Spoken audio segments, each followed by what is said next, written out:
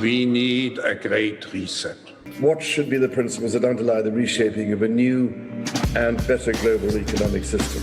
We're really looking at the Chinese economy as possibly providing the world with an engine forward out of the pandemic. What is it that would make it so that history would look at this crisis as the great opportunity for reset? The reset. The great reset. The great reset. The great reset. The great reset. The great reset. The great reset. The great reset. With the Great Reset on its way, along with it, of course, financial calamities that have been already conducting the largest transfer of wealth in recorded human history, while people are being robbed blind as the cashless society is being created, as this major injustice happens right in front of our eyes. We're told, conditioned, and programmed to blame one race of people right now for all the problems that are happening. And that is absolutely ridiculous. Welcome back, beautiful and amazing human beings. This is Luke Rudowski of WeAreChange.org, and that's why in this video, we're going to be talking about some really dumb comments by some really dumb people. It's larger context to the destruction of any form of rational thinking. We're also going to give you an update on Ghislaine Maxwell, who was secretly married to whom, and if we have time, we're also going to be getting into some very important geopolitical news developing right now on 100% completely demonetized, shadow banned, and heavily censored YouTube channel that is mainly here because of you. And as more people left and right are having their entire lives eviscerated on this platform because of the recent wave of censorship, one of the ways that they can't censor us is with t-shirts, bandanas, hats, and political messaging on actual physical cloth that you wear in the real world, a message that still is not censored yet. And by purchasing some of these t-shirts, like the one that I'm wearing right now that says "You had me at F the system," you not only help spread the message, but at the same time, you support this independent media broadcast. And again, when it comes to speech, it is being censored almost everywhere, but shirts, well, you could wear them whenever, however you want. Like this new t-shirt that we just released, one that I personally ordered for myself. It has a picture of Karl Marx with an interesting quote there. This one's also my favorite. If you trust the government, you don't know history. Don't track me, bro, is also very popular, as well as the Don't Karen on me shirt, which again are all available in our store. The link to, of course, will be down in the description below. And just like we pointed out in this shirt, one of the reasons that we are here as independent media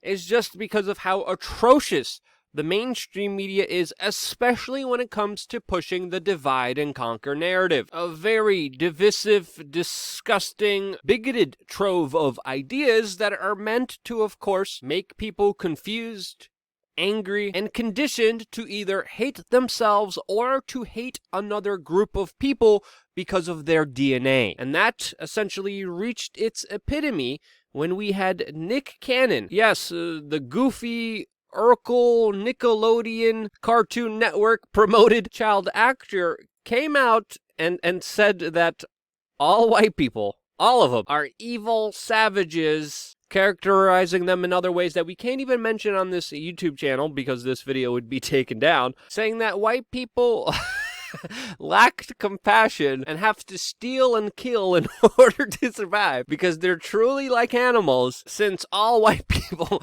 are the true savages. And I think it's pretty clear those are some dumbass comments, but those are not mainly the comments that he's getting in trouble.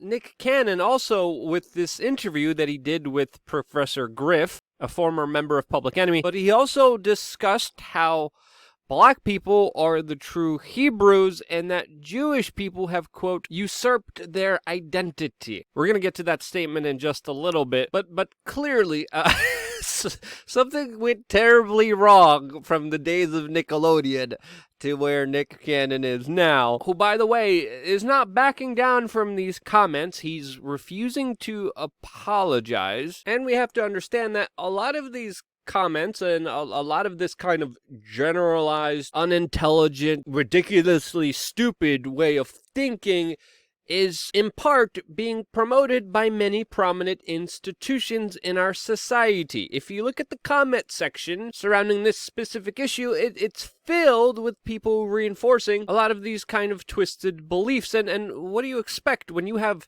even the National Museum of African American History and Culture specifically releasing an infographic and a guide detailing, quote, white culture, which asserts that working hard, having a working family unit, and being Christian is itself a, quote, negative form of whiteness that should be considered oppressive. Yes, literally. Ideas that are inherently bigoted themselves, describing aspects that are, of course, included in many other cultures, and just attributing them to all white people is just incredibly stupid. Again, mass generalizations here are really the big weapon wielded by a lot of these people who want you to fight each other. So, of course, you never really see the true people who are responsible for screwing you over, because when you generalize and blame an entire race of people for your problems, you yourself have an excellent scapegoat. And right now in society, it's everywhere. It's on social media. It's being promoted by the mainstream media. And it's absolutely stupid and ridiculous, with now even moderates coming out from the New York Times, just like Bari Weiss recently did in an open letter, describing how absolutely insane and weaponized the mainstream media has become when it comes to pushing a narrative of the uber insane left. And it's not even, they shouldn't be called left. They shouldn't even be called liberals, because what they really are cultural, totalitarian, insane Marxists that are waging a culture war that they will do anything, stoop down to any level to win. And they are the exact opposite of what they say they are. They are not liberal. They are not tolerant. They are definitely not woke. They are soldiers for the highest bidder corporate, globalist corporation or technocrat that will pay them to program and condition people to look the other way as the interests that they serve screw you over. Data, logic, a rational, open-minded human being that is willing to look at the data, at the stats, at the information, at the truth, that is their enemy. The narratives that they are pushing are filled with lies, and this is one of the main reasons why independent media is being eviscerated, and mainstream media that promotes a large portion of this garbage, that makes you fearful, that makes you angry. This is the reason why it's being shoved down your throat. This is, again, why your support is more crucial than ever, and why people are disappearing off this platform left, right, and center. Academics are also afraid, not just independent journalists, because they can't even highlight the truth. Some of them even withdrawing their studies, which statistically show that cops are 18 times more likely to be killed by a person of color than the other way around. Even just mentioning that point could be, quote, controversial, and again, it shouldn't. Even with what Nick Cannon said, even the data highlighting how white cops aren't killing more blacks, that data is being withdrawn. And that's absolutely ridiculous. And also, in part, why the comments from Nick Cannon are mainly getting him in trouble, because of not the comments he made about white people, but because he argued that black people are the true Hebrews. Yes, that's the reason why Viacom, quote, canceled him, which is absolutely ridiculous. Now, I don't believe anyone should be canceled for having a stupid belief. If you want to have a stupid belief, have a stupid belief. You should be judged in the court of the public opinion, sure, but am I outraged? Am I angry? Am I offended? Am I triggered at what Nickelodeon Nick Cannon said? No, I don't give a damn. It's an opinion by a dumbass. Opinions are like buttholes. Everyone has one. Some are more crappier than others, sure, and Nick Cannon's opinion is filled with a lot of nutty corn-laced crap that stinks to high heaven, sure. Stupid people's words have no power and impact over my physical and emotional state. Only I do, as I have the strongest power in modern society right now, and that is the power of my reaction. I choose how to react to this. Nick Cannon's dumb. Okay, so?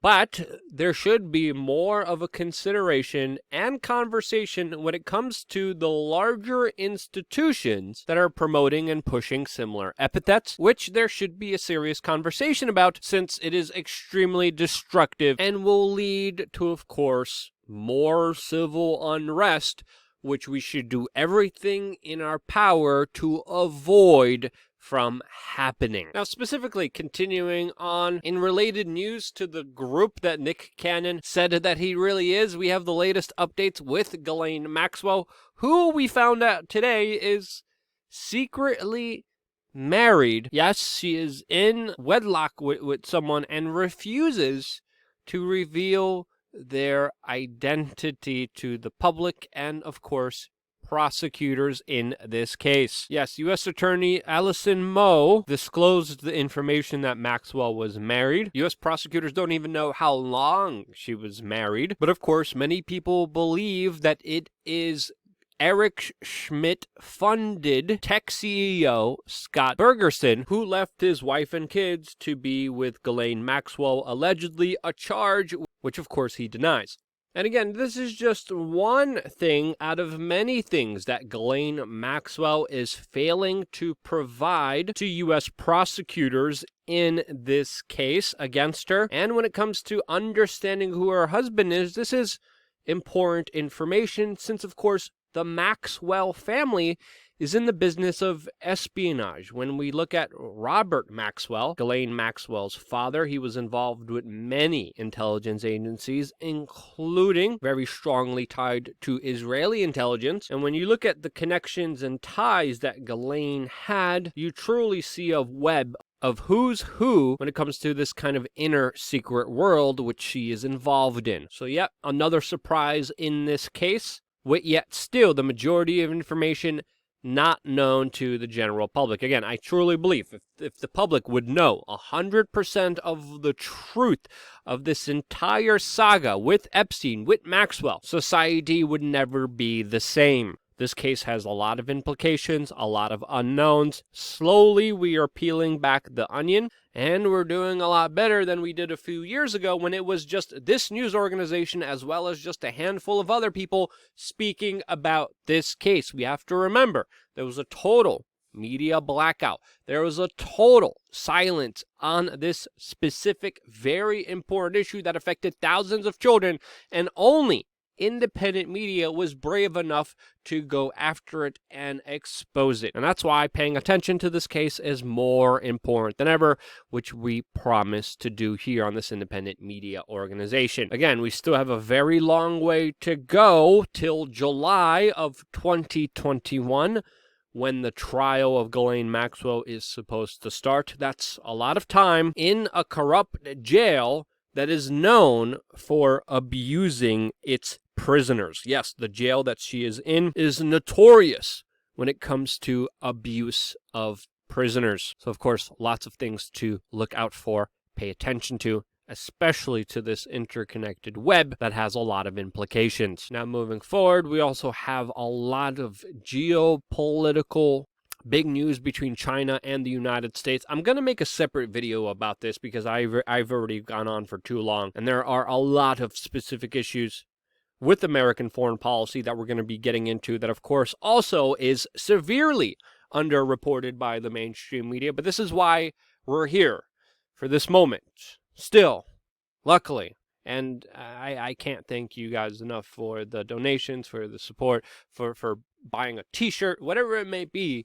Your support is more crucial than ever, especially when it comes to sharing this video with your friends and family members. And because you guys do that, because I'm still magically somehow here, this is why I love you guys. Stay tuned for more here on wearechange.org.